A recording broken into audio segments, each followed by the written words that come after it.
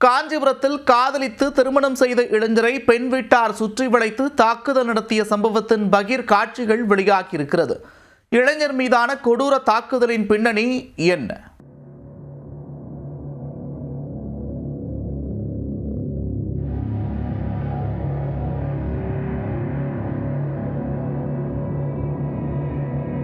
காதல் திருமணம் செய்த இளைஞரை பெண் வீட்டார் கொடூரமாக தாக்கிய அதிர்ச்சி காட்சிகள்தான் இவை.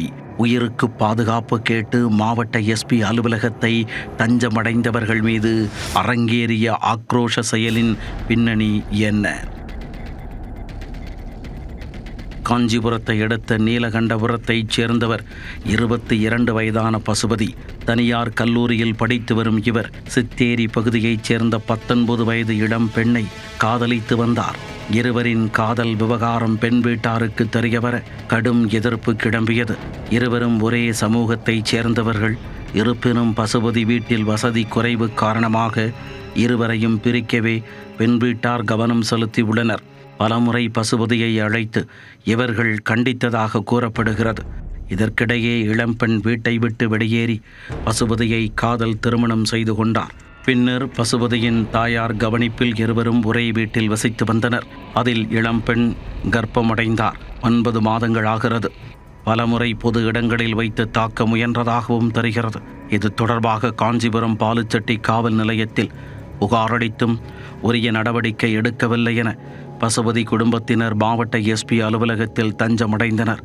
அப்போது காரில் வந்த பெண் வீட்டார் பசுபதியை சுற்றி வளைத்து கொலைவெறி தாக்குதல் நடத்தினர். கைகளால் குத்தி முகத்திலும் உடலிலும் காயத்தை ஏற்படுத்தி உள்ளனர். தற்போது பசுபதி காயங்களுடன் மருத்துவமனையில் சிகிச்சை பெற்று வருகிறார். காதலித்து திருமணம் செய்து கொண்ட தனக்கும் தன் மனைவிக்கும் உரிய பாதுகாப்பு வழங்க வேண்டும் என கோரிக்கை விடுத்துள்ளார். இதனிடையே காதல் திருமணம் செய்து கொண்ட பெண் தனது காதல் கணவர் பசுபதி மீது பகீர் குற்றச்சாட்டை முன்வைத்துள்ளார். திருமணமான 20 நாட்கள் மட்டுமே தன்னை சந்தோஷமாக வைத்துக் கொண்டதாகவும் கஞ்சா போதைக்கு அடிமையான பசுபதி தன்னை அடித்து சித்திரவதை செய்து வந்ததாகவும் கூறியுள்ளார். மேலும் அடிக்கடி வீட்டிற்கு சென்று பணம் வாங்கி கொண்டு வா என துன்புறுத்தியதாகவும் கூறியுள்ளார். சமீபத்தில் கருப்பேறு காலத்தில் அரசு தரப்பில் வழங்கப்படும் 9,000 ரூபாயை தரும்படி மிரட்டியதில் பிரச்சனை ஏற்பட்டு இது குறித்து பாலுச்செட்டி காவல் நிலையத்தில் புகாரளித்தும் நடவடிக்கை இல்லை என அப்பெண் கூறியுள்ளார். வீட்டில் அவங்க 20 நாள் தான் என்னை ஒழுங்காக பார்த்துக்கிந்தேன். மிச்ச நாள் சந்தேகம், எல்லாத்துக்கும் சந்தேகப்படுறான். இது அவங்க அப்பா அம்மா நல்லாவே என்னை பார்த்துக்கவே இல்லை.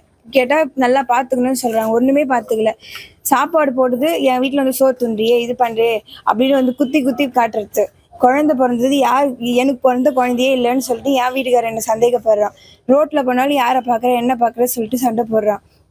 குழந்தை பிறந்த உடனே குழந்தை மேலே சத்தியம் அடிச்சு எனக்கு தான் பிறந்ததா இல்லை யாரு பிறந்தது சொல்லு அப்படின்னு சொல்லிட்டு டிஎன்ஏ டெஸ்ட் போய்க்குன்னு எடுத்து பார்த்தேன். அது கூட அவங்க குழந்தை தான் சொன்னாங்க. அப்பவே என்ன இல்லை இது என் குழந்தை இல்லை, நீ பிறந்த குழந்தை மேலே சத்தியம் பண்ணு, அப்போதான் நான் நம்புவேன் அப்படின்னு சொல்லி தினமும் சித்திரவதை பண்ணுவேன். சம்பவத்தன்று பசுபதிதான் தனது உறவினர்களை தாக்கியதாகவும் ஆனால் சிசிடிவி காட்சியில் பசுபதி அடித்ததை மறைத்துவிட்டு அவருக்கு சாதகமான காட்சிகளை மட்டும் வெளியிட்டிருப்பதாகவும் புகார் தெரிவித்துள்ளார். இந்நிலையில் தற்பொழுது இவ்விவகாரம் விஸ்வரூபம் எடுத்துள்ளது.